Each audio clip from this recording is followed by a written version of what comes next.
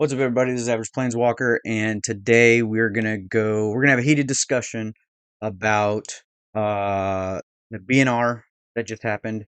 There's been a ton of videos and a lot of talk about it already, but I'm gonna give my 2 cents on it on my channel, and then we're gonna talk about this is where the heated discussion is gonna come about um, the Nadu issue, which is gonna come up here real quick, and that's gonna be the majority of this video. So I'm gonna tell you right now, it's gonna be kind of like a complaining video. It is what it is, but it needs to be said.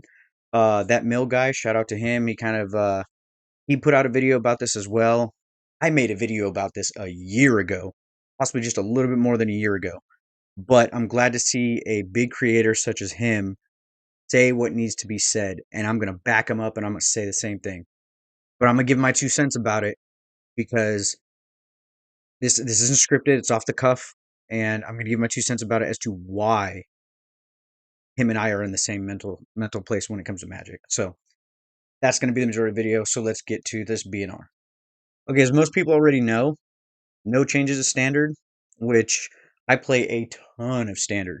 The majority of it is obviously on Arena, but here in Japan, I go out to Haruya and Tokyo MTG and a bunch of other different places, and I play standard quite a bit. And it's wild because sometimes I'll play standard on MTG Arena, MTGO, and then in paper.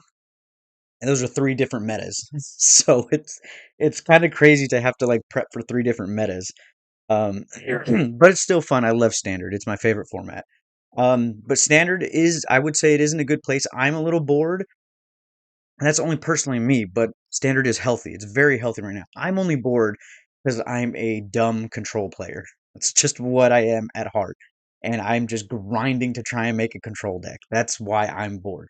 Um, I'm not an aggro player by any means, and honestly, I'm just getting into mid range in the last couple years. It's just because I just love control so much, you know. So I'm figuring out where I place in the meta. So to me, it's kind of boring because I'm just having to grind through so many different decks and not find something that I'm comfortable with. So, but as a whole, standard is doing very well. I recommend anybody and everybody to come to standard and play. Go to your local game store, your LGS. Go play standard. It is the best format currently, and probably has been for the last couple years. Um, so my only, wouldn't say gripe, but my only, I guess, kind of wish things that would have gotten banned would be Atraxa and maybe Atali, but mostly Atraxa. And I'm not saying, oh my god, I'm tired of seeing Atraxa. It's just that with rotation that just recently happened, which I don't like the 3-year rotation. I want to go back to 2-year. But with the 3-year rotation that just recently happened, that Atraxa domain deck didn't really change. And it's still top tier. It's still the best deck in the format. So we had a huge influx of new cards with Bloomborough, and we had a huge uh, dismissal of cards from rotation, yet the same deck is still top tier. And I think that's not good. You know, I wouldn't mind a different deck that is top tier. Having domain Atraxa domain be the top tier deck for 2 to 3 seasons now, I think is boring. That's kind of what is boring to me. Anyway, that's my thing with standard. If I wanted something banned, it'd probably just be Atraxa. But then once you ban Atraxa, then you just deal with Atali and breach the multiverse. So I mean, like those three would be my picks, you know, just so we just don't get so much free value. You know, that's my big thing is just I don't want that much free value. Anyway, let's move on to Pioneer. I don't play a lot of Pioneer, mostly because these two decks were rocking the format. Amalia and Sorin, Imperious Bloodlord, are banned. So that's sick. I still don't know. I'm with Krim on this from NTG Goldfish. I still have no idea why they're letting Nykthos stay in the format. Mono Green is just going to run rampant again. Even without Karn, it's still the best deck in the format. Again, that's me just playing from off of Arena, but um, I would say, I mean, you have Niv to Light in Pioneer as well. You still have Rakdos is still a thing, even if you remove Sorin. That deck still lives on when you got Mirror Breaker, you got Shieldred, you have all the whole Rakdos standard deck that was pretty much standard a season or two ago. That is pretty much just the Pioneer shell now at this point. So I might jump back into Pioneer now. Now that those two cards are gone. Um, as for Modern, I've been waiting for this ban. Get back into Modern. I stopped playing Modern because I got tired of Grief and I got tired of Nadu. Everything else has been pretty good, and I was really happy. I know we have Ruby Storm, which is a real thing. Um, Ruby Storm is scary. It's very scary. I played a lot of it on MTGO. Um, and I was winning. I was like 3-2 and 4-1. I never 5-0'd. You know, sometimes you don't get the top decks you need or the hands you need. You got a mulligan, things like that. But after, even though I was winning with it, I was bored.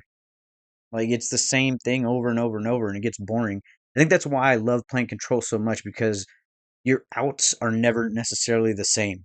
You're either countering this, or you're letting that slide, or you're drawing cards when you need to, or you're attacking with your man lands.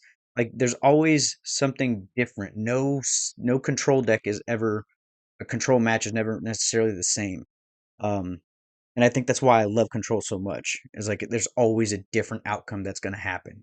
And so with Ruby Storm, if they go turn two Ruby, and you don't have anything to stop turn three, you're dead. Like it's over. Um, and like I said, even if I was winning with that, I really got bored with it. So, and then you have the energy package decks, with what's the Raptor, Amped Raptor, and the remainder of the energy package and everything. I played against that deck a lot in paper, and that deck is brutal. It is brutal. I mean, you got temporary lockdown for it. You have board wipes. You have ways to mitigate the aggroness of it. Um, but it goes wide real hard, real fast. And if you don't have your removals, your spot removals, your dismembers, or fatal pushes, or if you don't have your temporary lockdown, like early game, you're screwed. You're done. And I think that's like the downside of that deck. Like the bad part of that deck is that you have to have your outs within the first 1 to 3 turns. Because if you don't, you're dead. It's over.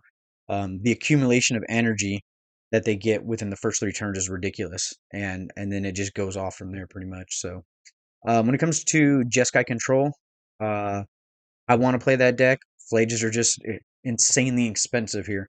Magic has almost doubled, if not tripled, the price in Japan for some reason. I don't know. Um, One rings, you're looking at like 14 to 16,000 yen, which is like almost, I want to say like 120 bucks per ring. Flages, I think if I remember last time I saw them, you're looking at like almost 9,000 yen, which is close to like 70 bucks. Um, so I don't know why Magic is skyrocketing in price over here in Japan, which is very weird. Um, so that kind of puts Jeskai Control out. I still need 3 more rings. I was able to open 1 ring in a pack a few weeks ago, which was pretty dope. Um, so yeah, seeing Nadu gone, there's not much to talk about except for the other part that we're going to talk about in a few. But Grief needed to go a year ago. Grief should have left either A, when Fury left, or B, instead of Fury. That's easily what should have happened. Grief should not have been around this long. It shouldn't have been around this long in Modern. It shouldn't have been around that long in Legacy, especially when you have professional Legacy players being asked from Hasbro, what could you change? They tell you, get rid of Grief, and you're like, now we're good. And why'd you ask? Like, that's pretty irritating. So, yeah, Grief Nadu out of Modern, done. Grief out of Legacy. I don't play much Legacy. It's above my pay grade. Same with Vintage. Um, but I'm glad to see that Legacy has finally listened. They listen for Legacy players. I have a lot of friends who love Legacy.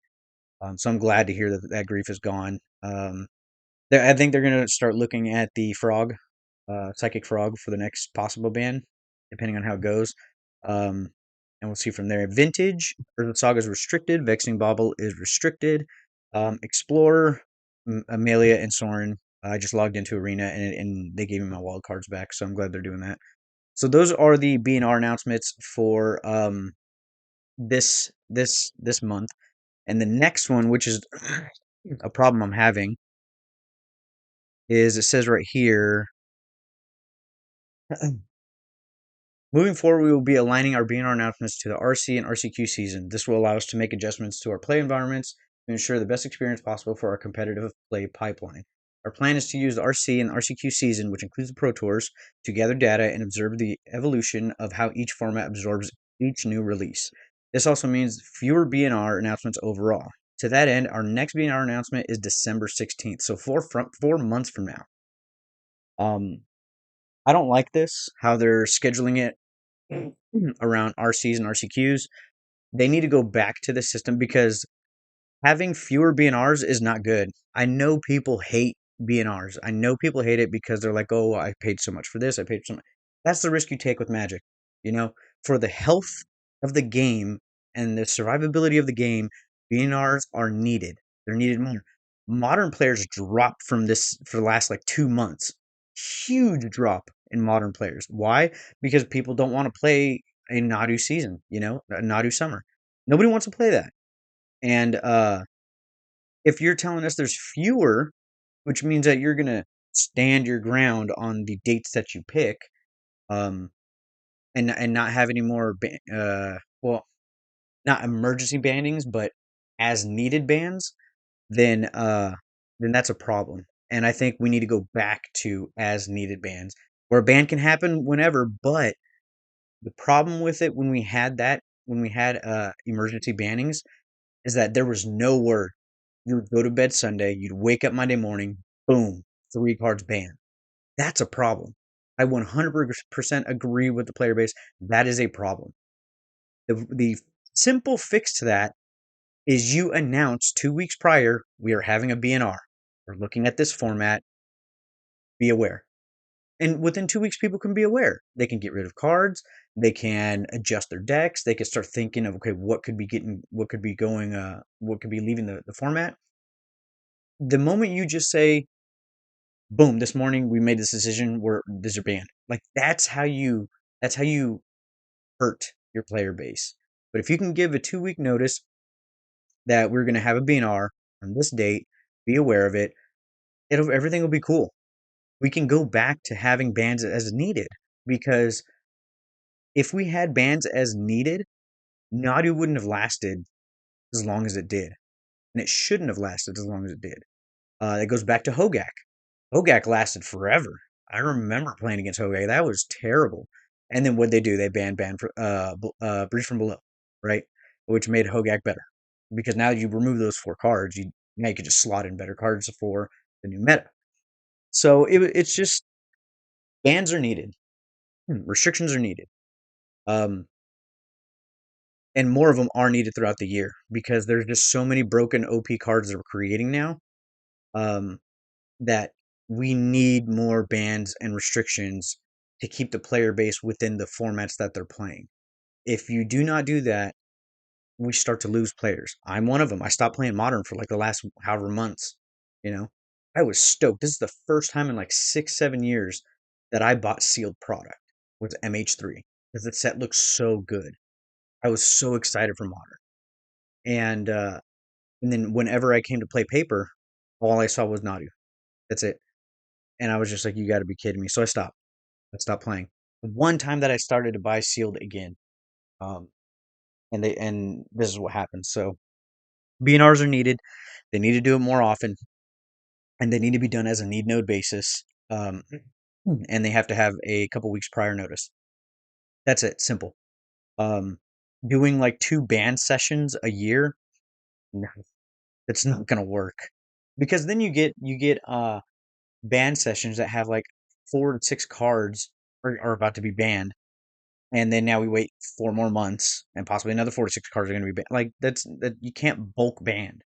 You need to do bans as you see them, and as the community is talking about them. So um, that's my 2 cents on that. Now let's get to the issue with Magic in general.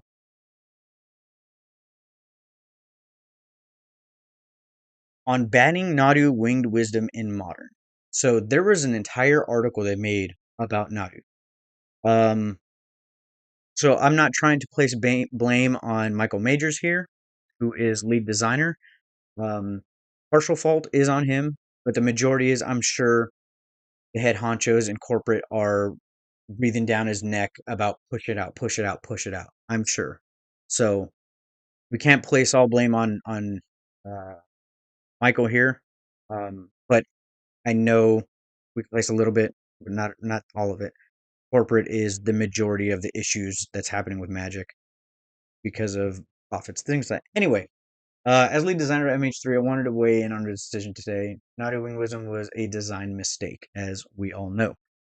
The community quickly identified in previous season that the combination of Shuko or Outrider Encore with Nadu could allow a player to draw the entire library. As one would expect, many early lists were untuned, being either too fragile or using Nadu more often or more as an afterthought than a primary game plan. Before the Pro Tour MH3, Nadu was clearly a strong deck, but hadn't quite shown itself as bannable. It's kind of wild. Um, as we know, the Pro Tour changed that. The best players in the world had the incentive to tune the deck for the highest possible upside, and they delivered. They removed Thassa's Oracle from the deck and figured out how to handle any situation through a convoluted Endurance and Springheart non-Tuco loop that could effectively give Nadu players infinite mana and the means to fight through any situation, including interaction and battlefield sweepers. This loop also required demonstrating a complicated series of game actions with a high number of permanents changing zones that resulted in extremely long turns. And that was the problem with eggs back in the day. Rise of the Second Sun, I think it's called. There was an eggs deck that was the same thing. That's the same thing that happened with ACI, Art Clan Ironworks. Those two combo decks were bad for the format in the fact that it just took games to time, to a draw, or they just took too long with too many cards shuffling and things like that. Like they're just outside of the combo aspect of it. The playability and the play patterns it was giving were not good for the format, and so that's why they ended up getting banned. And that's kind of what they're saying right here: extremely long turns, permanents changing zones, and so it's just like it's a pain. The play pattern is not good. It's something that you just don't want to watch either. So that's a big thing too. Let's see. The deck dominated the tournament with 59% win rate, and Simon Nielsen claimed the Pro Tour trophy. Since then, it has performed worse. Uh, some of this can be attributed to the fact that the deck is objectively weaker in online formats. They say it's weaker in online formats because when you play out on MTGO, you're against the clock. And the amount of clicks you have to do moving your mouse around and click things like drains your clock tremendously. So it's not as automated as Arena for those who haven't played MTGO. MTGO is ancient. It is the old gods, essentially. It's where you play any format. And because of that, it's still so good, but it hasn't graphically, mechanically been updated since it started, uh, like in decades. So yeah, that's what they mean by that. Let's see. Many players still report using Thassa's Oracle, a weak card outside of the combo once they've drawn their entire deck, due to the endurance loop being unrealistic under an online timer. Uh, this makes the deck more vulnerable to mulligans and weaker interaction. Despite that, it continues to be a prevalent part of the winner's metagame in the Magic Online and is threatening to put up incredible numbers at RCQs. Okay, so yeah, I just kind of just went through that, and that's why the issue is with that. Removing another combination card like Shuko or Outrider Encore wouldn't solve the logistics problem that Nadu presents. I'm glad they have learned from past mistakes, which is extremely rare for WotC and Hasbro. But this goes back to the Hogak summer win to try and stop Hogak because it came out in Modern Horizons 1, if I remember right. To stop Hogak, they banned Breach from Below, thinking that would stop the deck. And like I said earlier, it just made the deck better. Because now if those are out, we can just slot in other cards. um, so people were wondering, and people were wondering if Shuko or Outrider Encore would be banned. And it's like, you can't do that. We're going to have another Hogak if you do that. Nadu was the outlier that needed to be gone. And so they made the correct decision in doing that. Even at weaker win rates, Nadu leveraging Lightning Greaves or similar cards that could still be problematic in the long-term enjoyment for tournaments. Since it threatens to monopolize people's time, all while not being fun and easy deck to interact with, there isn't a compelling argument to preserve the deck. Good. Reasons Nadu's banned. Okay, so how did we get here? Here is the problem. Here is the issue that the mill guy and myself are upset about. And it's valid. We are valid for this. If you get upset at what we say, you're not looking at the big picture then. All right, so how did we get here? Nadu went through almost all of MH3's development looking something like this. So this is the original card. Casting cost, legendary creature, 3/4 flying. You may cast permanent spells as though they had flash. Okay? Whenever a permanent you control becomes a target of a spell or ability an opponent controls. All right, an opponent controls. Reveal the top card of your library. If it's a land card, put it onto the battlefield, otherwise put it into your hand. So this part right here, opponent controls, is key because now Nadu says period pretty much whenever permanent becomes a target of a spell or an ability. That's why you're able to do it to yourself. Uh, so this was the original card. Now this is the problem. Nadu was a powerful option against interaction and part of various BANT mid-range strategies throughout our testing, but it wasn't something that our group perceived as much more than a role player. So I don't think a lot of people had too much of a problem with this being what Nadu would have been, because it just means that your permanents all have ward um, disability triggers. That's essentially what this is. It's ward disability triggers. So if you want to get rid of anything of mine, ward this is going to trigger. But the fact that you made it to where even if I were to target my own permanents, ward myself trigger. Like that's the problem. um, so right here, for some more context, Modern Horizons testing works differently than typical standard Future League FFL. For both Modern Horizons 2 and 3, we brought in a small group of contractors and worked on the set in a dedicated sprint as a collaboration between the group and a small number of play designers. The playtesting time is more dense as the group is singularly focused on the set without any other responsibilities, but shorter in terms of weeks. After playtesting, there was a series of last-minute checks on the sets by various groups. This is the normal This is a SOP, standard operating procedure for every release. There's a series of opportunities for folks from various departments and disciplines to weigh in on every component and give feedback. All right. In one of these meetings, this is the problem. In one of these meetings, there was a great deal of concern raised by Nadu's flash granting ability. You may cast permanent spells as though they had flash. There was a great deal of concern raised by Nadu's flash granting ability for commander play. Why are we getting advice from commander players for a modern product? That is an issue. That is a problem. We all know Commander is the most popular format. We all know Hasbro WotC catered to Commander players more than any other player base and any other format in Magic. We all know that. Like, this is a modern set. We, as players who don't play Commander, or if they do play Commander, they're very casual about it, no CDH, we are tired of getting BS Commander cards in our set taking up slots. We are getting far too many legendaries in every set. Why are there like 30, 40 legendaries in a standard set? Why? When there's not a reason for them to be even in the set. Like nobody plays them. There's maybe if there's 40 legendaries, hypothetical here example, if there's 40 legendaries, probably 5 will be used, which means 35 card slots are pointless.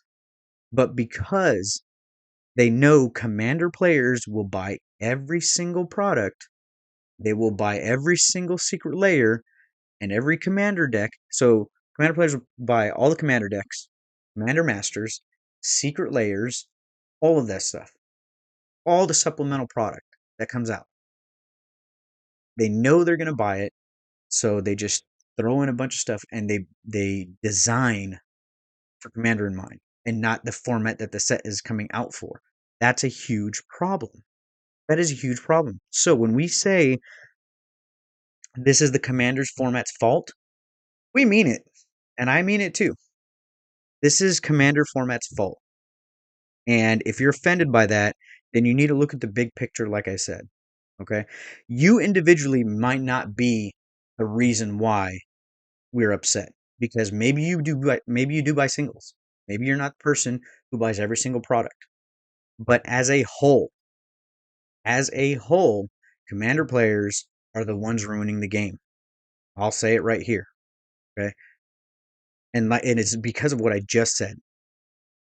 As a whole, Commander players buy every single Commander deck that comes out for any standard set, for any Commander Master set, for any supplemental product, for any Modern Horizons deck, which was stupid. I mean, they had an opportunity to bring more players into Magic by creating modern decks, modern challenger decks, to bring more players into Modern. What they do, they bring Commander decks instead. So Commander players that buy everything so they can create more decks are the problem. Y'all are ruining the game. I'm gonna say it right here. I don't care. Okay. You don't need 30 EDH commander decks. With every new legendary that comes out, WotC knows that there's gonna be commander players out there that buy a whole bunch of new cards. Okay. Which means that percentage of them will buy new more sealed product to try and crack those cards instead of just buy singles. So that is the problem. Commander is ruining Magic, and it is the reason why a lot of people are upset. And by people, I mean 60 card constructed format players are upset. Um, it sucks. It really, really sucks because look at this right here. It says right here. Not a flash granting ability for Commander play. They had an issue with it for Commander. So, after removing the ability, it was clear that the card would have an audience or a home. It wasn't clear, excuse me, that the card would have an audience or a home. Something that is important for every card we make. Ultimately, my intention was to create a build around aimed at Commander play, which resulted in the final text. Why are you aiming at Commander? This is a Modern Horizons. This is modern. Okay, that's what we're upset about. That's why what's happening with the game right now. That's why the game is going in a downward spiral. Um, and he goes on to say that I missed the interaction with zero mana abilities that are so problematic. The last round of folks who were shown the card in the building missed it as well. We didn't playtest the new Nadu with its final iteration, as we were too far along in the process and it shipped as is. That's the other problem. They didn't playtest the new Nadu um, because corporate was breathing down their neck to get the product out.